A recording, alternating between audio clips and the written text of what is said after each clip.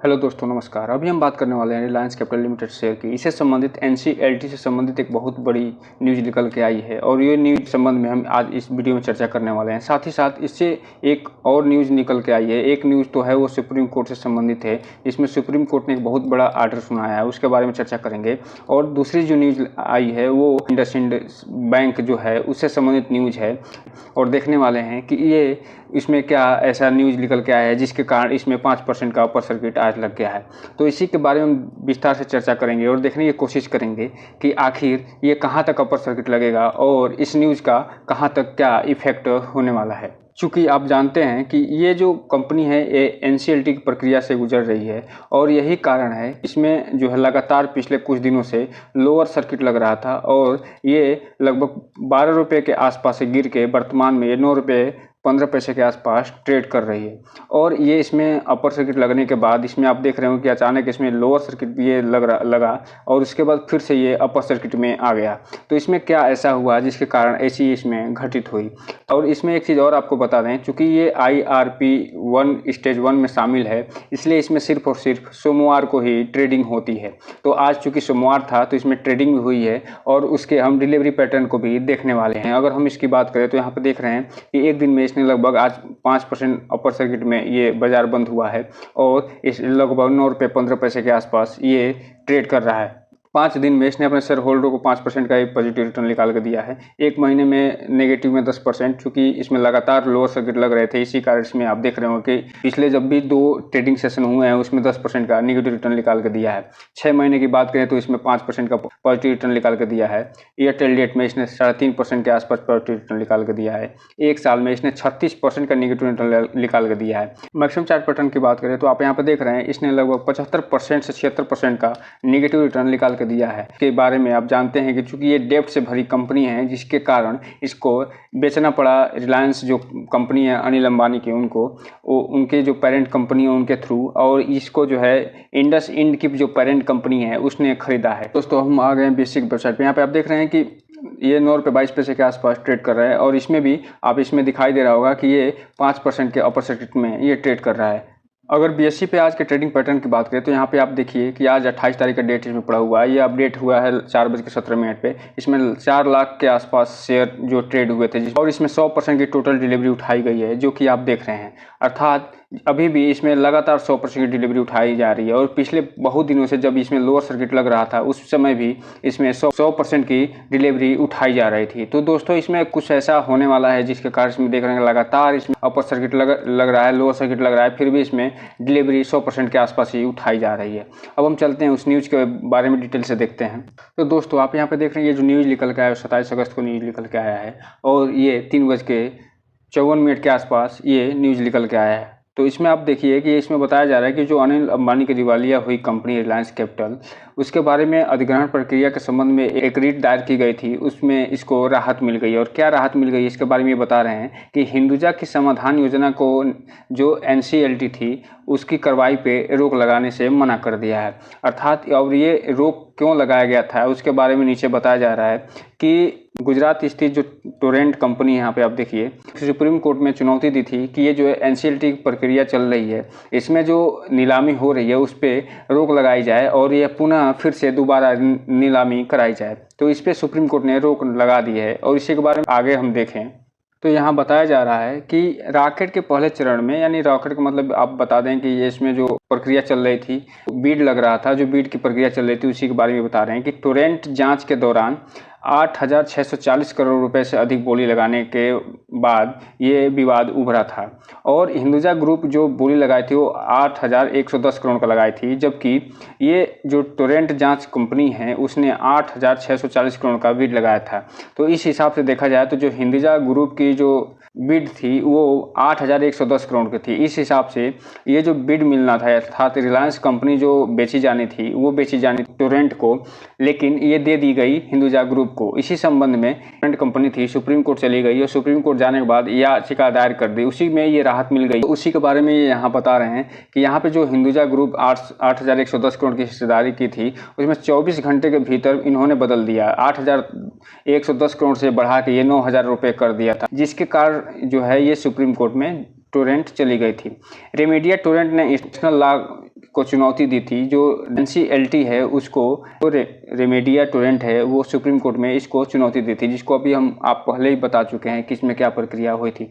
इसी प्रक्रिया वो बताया था कि ये जो नीलामी प्रक्रिया उसका उल्लंघन हुआ है। इसी को सुप्रीम कोर्ट ने कहा है कि नहीं, जो नीलामी प्रक्रिया हुई है वो सही है और ये हिंदुजा ग्रुप जो है, जो भी प्रक्रिया ये चल रहा है हिंदुजा ग्रुप के बारे में, वो सारी प्रक्रियाएं सही है। अर्थात यही कारण है कि आप यहाँ इसमें देख रहे होंगे कि 5% का अपर सर्किट इसमें लगा हुआ है और जिसके कारण इसे शेयर अब लग रहा है कि अच्छा खासा तेजी दिखाएगा। और आप आने वाले समय में देखेंगे कि ये जो हिंदुजा ग्रुप है इस कंपनी को यानी रिलायंस कैपिटल को ये खरीदने के लिए आगे बढ़ेगी, यानी लगभग बढ़ ही गई है और ये कंपनी हिंदुजा ग्रुप जो है रिलायंस कैपिटल को पूरी तरीके से खरीद लेगी। वही आगे ये बता रहे हैं कि यहाँ पे देखिए जो NCLT पृथ्वी टोरेंट के पक्ष में फैसला सुनाया है और कैपिटल लेंडर्स को दूसरी बार आयोजित करने से रोक लगा दी है। हालांकि बाद में NCLT ने NCLT के आदेश को पलट दिया और उसके बाद टेलीकॉम के दूसरे चरण में हिंदुजा ग्रुप के जो 9,640 करोड़ की हिस्सेदारी हासिल की थी उसको टोरेंट ने हिस्सा नहीं लिया, उसमें टोरेंट ने हिस्सा नहीं लिया और जिसके कारण जो ये कंपनी जो है हिंदुजा ग्रुप की हो गई। इसके अलावा जो रिलायंस कैपिटल के लेंडर्स ने उन्होंने भी अपनी विचारधारा को मंजूरी दे दी और हिंदुजा ग्रुप के पक्ष में अपना वोट दे दिया, जिसके कारण ये हिंदुजा ग्रुप की company IndusInd international holding limited ने दिवालियापन के तहत अधिग्रहण अधिकार प्राप्त कर लिया। अर्थात कुल मिलाकर अगर हम बात करें तो इसमें बस एक ही चीज़ हुआ है कि ये जो कंपनी थी टोरेंट वो इस प्रक्रिया से बाहर हो गई है और हिंदुजा ग्रुप की जो इंटरनेशनल कंपनी है IndusInd international holding limited उसको ये प्रक्रिया यानी रिलायंस कैपिटल को खरीदने की मंजूरी मिल गई। अंत में ये बता रहे हैं कि कई दिनों से रिलायंस कैपिटल के कारोबार बंद है। बॉम्बे स्टॉक एक्सचेंज की वेबसाइट पर इस शेयर की ट्रेडिंग रिस्ट्रिक्टेड का संदेश दिया जा रहा है, जो कि अभी हम आपको बता ही रहे थे कि ये IRP1 स्टेज 1 में है, जिसके कारण इसमें सिर्फ और सिर्फ सोमवार को ट्रेडिंग होती है।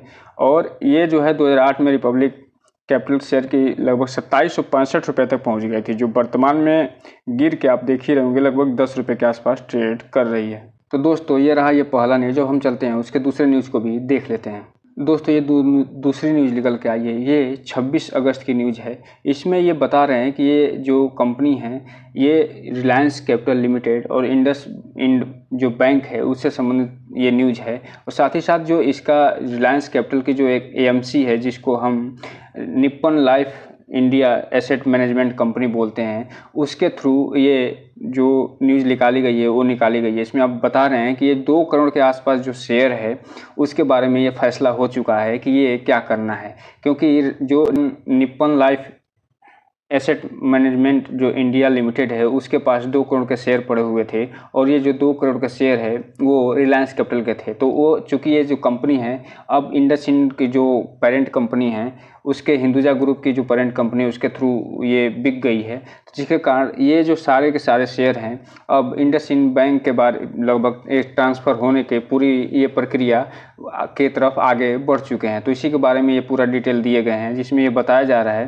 कि द पार्टीज यानी दोनों जो पार्टी इनकी बात कर रही है, the parties mutually agreed IndusInd has undertaken the transfer to Reliance capital limited the following. अर्थात इसमें जो भी पार्टियां हैं जो इनसे क्रेडिट लेंडर्स हों या फिर अदर जो पार्टी हैं वो सारे के सारे एग्री हो गए हैं कि ये जो भी ऊपर हम अभी शेयर की बात कर रहे थे वो ट्रांसफ़र करने के लिए इंडसइंड बैंक को।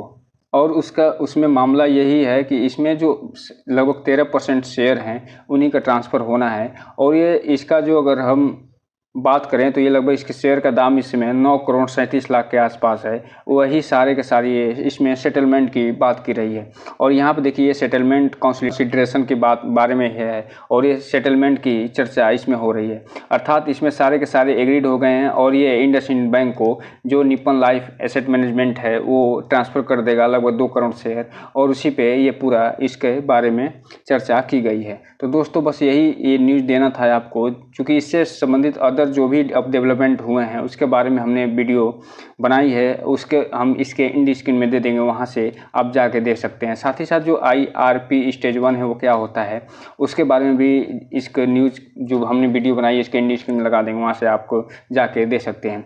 तो कुल मिलाकर अगर हम बात करें तो ये रिलायंस कंपनी है, उसके बारे में जो 2 न्यूज़ निकल के आए उसमें पहला न्यूज़ हमने बता दिया कि जो सुप्रीम कोर्ट से उसको राहत मिल गई है और सुप्रीम कोर्ट जो है इस पे जो भी इसमें एलिगेशन लगे थे कि ये जो नीलामी की प्रक्रिया हुई है वो सही नहीं है, वो उसको खारिज कर दिया है और ये नीलामी की प्रक्रिया अब मान लिया गया है कि जो है टोरेंट कंपनी इसमें से बाहर हो गई है और ये हिंदुजा ग्रुप इसको खरीद लिया है।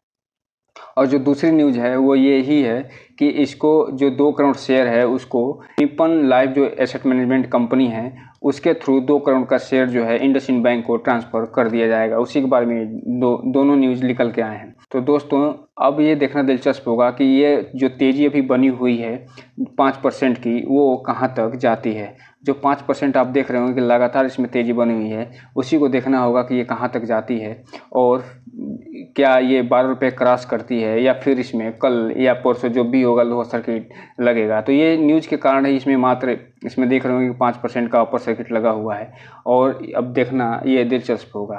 तो दोस्तों ये रहा आज का न्यूज़। इस चैनल को लाइक करें और सब्सक्राइब करें, घंटा दबाना तो बिल्कुल ना भूलें ताकि नए वीडियो की जो अपडेट्स है आपको समय समय पे मिलती रहे। जय हिंद दोस्तों।